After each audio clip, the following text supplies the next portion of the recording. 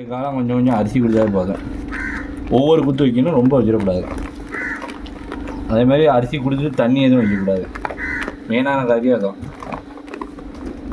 இந்த குட்டிக்கு ஒரு 3 மாதம் குட்டிக்கு இந்த சைஸுக்கு திருவாணி எடுத்தால் மட்டும் போதும்.